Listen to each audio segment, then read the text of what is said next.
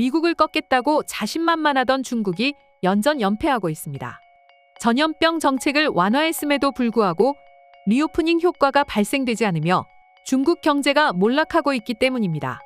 특히 전 세계적인 탈중국 기조는 중국 경제의 하방 압력을 가중시킬 전망입니다. 이렇게 중국이 막다른 골목에 몰리자 다시 한국에 아쉬운 소리를 하고 있는 것이 드러나 공분을 사고 있습니다. 중국은 최근까지도 한국 내정에 간섭하고 국가 핵심 기술로 지정된 반도체 기술을 탈취해 갔는데요. 그런데 외국인 투자자들이 중국을 떠나고 탈중국 기조가 거세지자 한국에 손을 벌리고 있는 처지가 안타까울 지경입니다.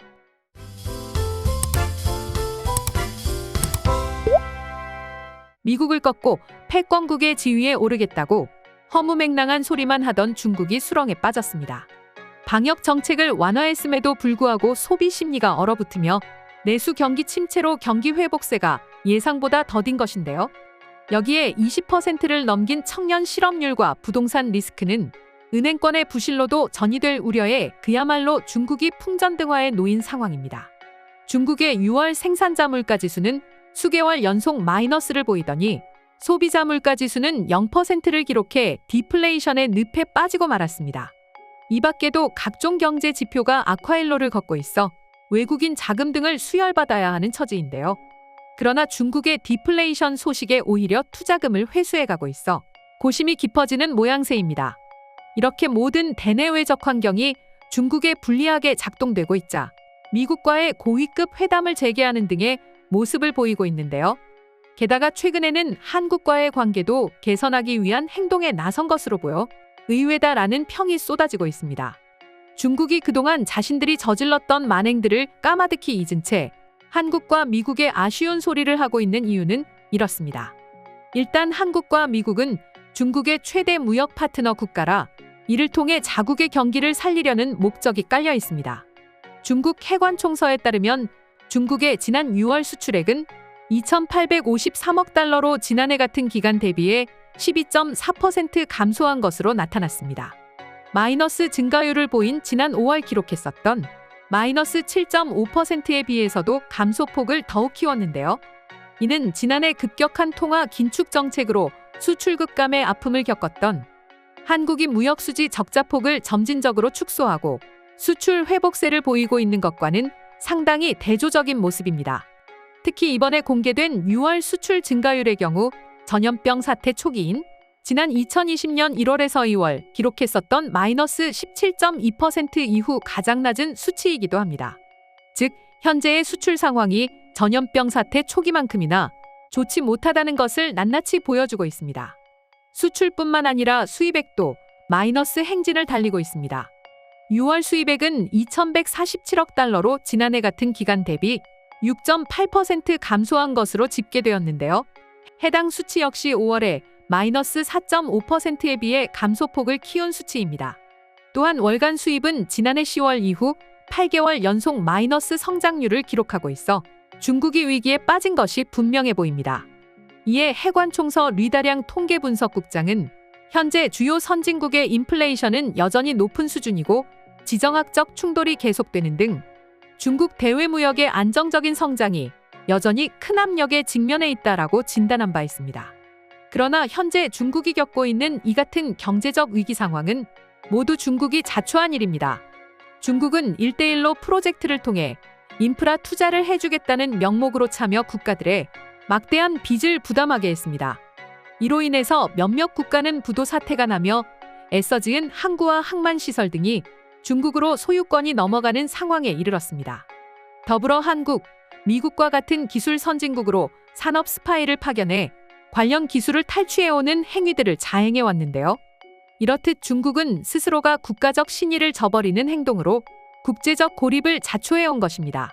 그리고 결국에는 중국산 제품을 사용하지 않고 한국처럼 중국에 대한 경제적 의존도가 높은 국가들은 수출 다변화에 나서며 탈중국을 가속화하는 계기가 되었습니다.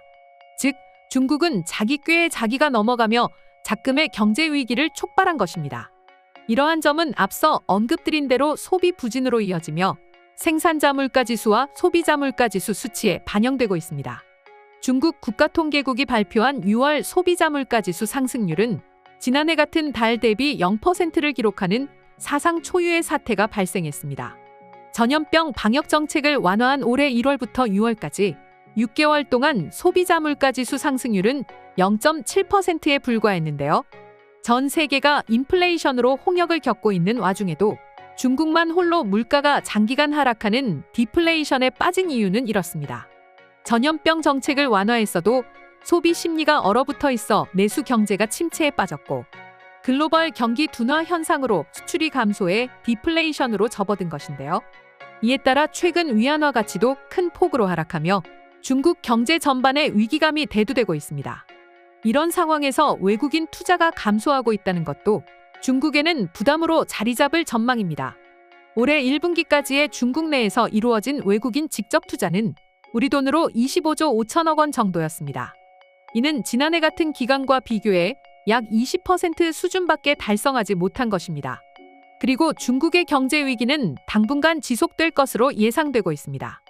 해관 총선은 현재 중국의 수출이 부진한 가장 큰 이유는 글로벌 경기 침체와 지정학적 리스크라고 평가했습니다.